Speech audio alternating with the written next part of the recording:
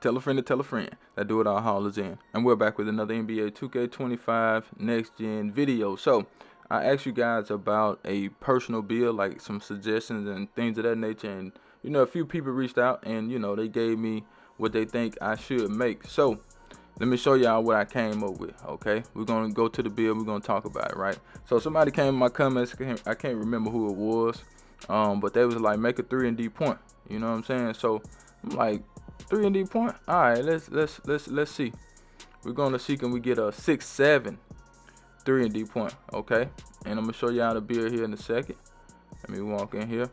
But yeah, see, he was like make a 3&D point. Now I can make the build better at 6'6". Don't get me wrong, but I have a 6'6" build, so I decided to make the build 6'7". Now this is not anything in stone. Now I can change something and make the build a little bit different. But let me show you guys what I came up with. Okay, so this is the build: a 6'7" 3&D point. Now I may take the weight up on the build because he look a little skinny to me. I don't like that. I don't like how skinny he is. So I may take the weight up on the build, but I may leave it like this. I don't know. But he just looks skinny as hell at 204 pounds. But I can take the weight up and still get everything that I got. So as far as to finish it now, y'all know me. Y'all know I love post scoring. Y'all know I would rather have post scoring than anything on the finishing. Okay, I'd rather have post scoring than drop me dunk.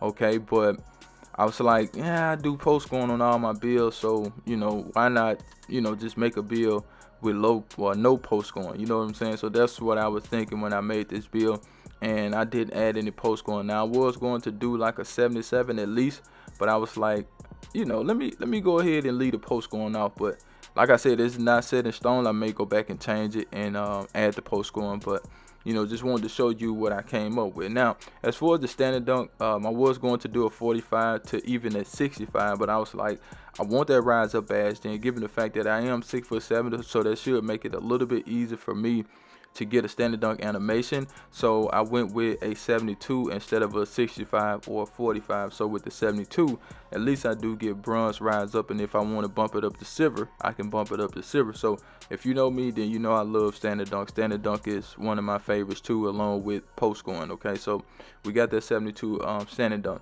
Now the driver dunk is 75. I did test that out a whole lot. It's low, but at the same time, this build is 6'7", so he should be able to dunk really, really easy. And I tested this a lot, and just trying to see the kind of animations I would get. Even though when you in the test thing, you really can't. You can see what it can do a little bit, but you can't really just know what it's going to do in real game situations. But a 75 is good enough to get me posterizer on bronze. You don't need a 75. I think it's like a 73 to get bronze posterizer, but I do have that 75 just so I can unlock some more dunk packages. Okay, and of course you already know the layup went up on its own to a 71.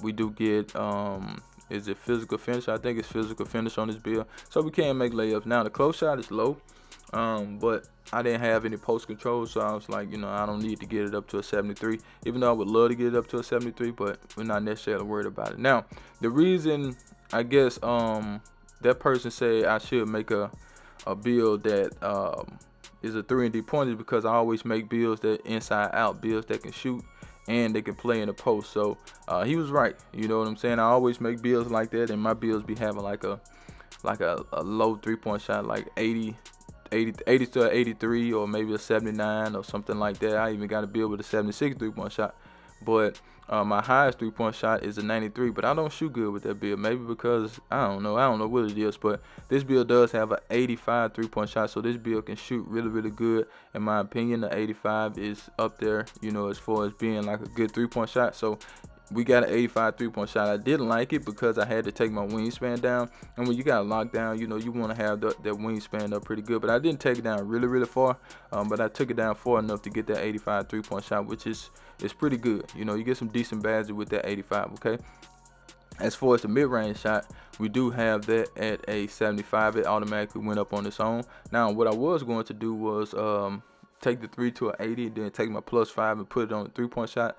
But I did it with the perimeter defense because it was a little bit more expensive than the shooting. Okay, but we do have a 60 free throw low, but it can get the job done. Okay. Now, as we move to the playmaking, now keep in mind this build is a point guard, so you want to be able to make the passes on time, on target. I did want a higher passing on this build, but at the same time, I think a 78 should be able to get the job done. So we have a 78 passing on this build, and by the way, I do love the 3&D point. Okay, we got that 78 passing. That's good enough to get us the versatile visionary, so we can pass the ball to our teammates like we're supposed to, and I think that's okay. All right. As far as the ball handler, of course, we're going to take that to an 86.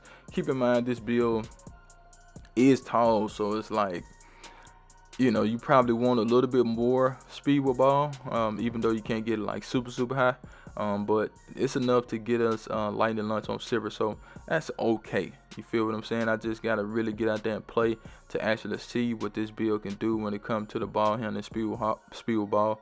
But I do think it's enough to get the job done, so that's why we went with an 86 and a 75. So as far as playmaking, I think this build can make plays, so you don't have to worry about if you can make plays with this build or not, because you can get the ball to your teammates, you can get past people, you can get to the rim, you got good strength on this build. So once they do make contact, you can use their strong handles to actually get to the rim. And now I was relying on the post scoring when the shooting was good, but I can't rely on it now because I don't have it on this build. But I think that's okay. You know what I'm saying? I think, you know, it's time to switch it up a little bit, because you always see me going in the post on builds, and people, I guess they don't like that. Sometimes they get bored watching that. But with this build, we out there to lock up. Okay, we out there to lock up, and that's why we got so much defense on this build.